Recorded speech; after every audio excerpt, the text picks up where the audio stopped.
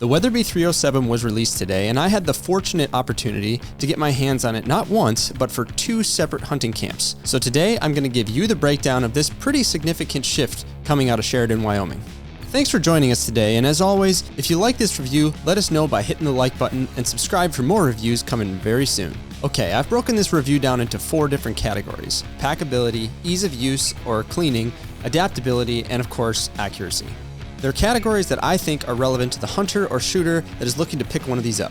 And yes, I say hunter or shooter because this is Weatherby's first move towards those of us who like to play Legos with guns. Though there's still a long way to go in that direction, I wanted to tip my hat because it's a new frontier and something that I think they entered into with style. Before we get started, I want to quickly mention that there are 2 different options you can choose from. The Range XP and the Alpine MDT are the 2 options, with the Range XP coming in slightly cheaper than the Alpine MDT. They have the same action and barrel and all that. The difference is the stock and the carbon fiber chassis. The Alpine MDT is the one I got my hands on, so that's the one that you're going to see in this video. For some quick facts, it has a TriggerTech trigger, spiral fluted barrel, spiral fluted bolt, integrated ARCA rail, and threaded barrel because the suppressed way is the best way. And the last fun little piece I wanted to mention was the number choice. 307 is the area code of Sheridan, Wyoming, and the new home of Weatherby rifles, so a little tribute to their new place of business, but the 3 also stands to represent their 3rd rifle action, and the 7 speaks to the classic 700 model capabilities. Okay, packability. I cannot stress this enough. I picked up this rifle and my jaw dropped. It is crazy light. The carbon fiber chassis is the big money maker here, bringing the starting weight to an astounding 6.6 pounds.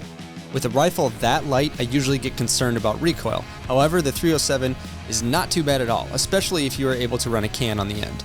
By the way, as a side note, I was shooting 6.5 Creedmoor, and it comes with a lot of different options of calibers.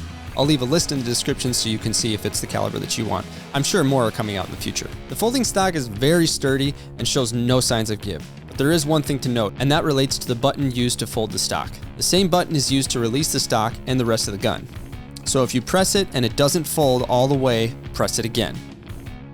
Next, we have ease of use. One of the highlights of this rifle is the bolt breakdown. Weatherby has made a toolless, super easy disassembly so that you can do it no matter where you are. It's pretty much just a push on the bolt and a pull of the handle and boom, it all comes apart. Now, I must admit, it took me a second to get the reassembly down, so let me clue you in on the right way to do it. If you put the bolt in the natural place for it to end up, it's going to slide to the bottom of the notch. However, this will not get you where you want to go. Slide the bolt up to the small U-shaped notch at the top of that slant and press down. Now there's the right spacing to slide the handle back in and finish the reassembly. If you get turned around and are confused about which way the handle goes, there's a small notch inside the hole. Just line up that notch with the notch in the handle and you're all set. Adaptability.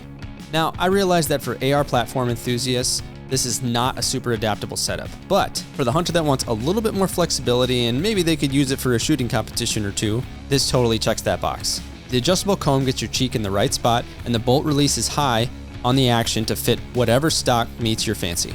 Like I said before, as the first step towards more adaptable guns, I'm satisfied and looking forward to whatever else they're coming with in the future. Then the final area to digest is the rifle's accuracy. As with any Weatherby rifle, accuracy is not overlooked. This was expected and not something I was concerned about, especially because Weatherby has a sub-MOA guarantee. However, my concern comes with the folding stock.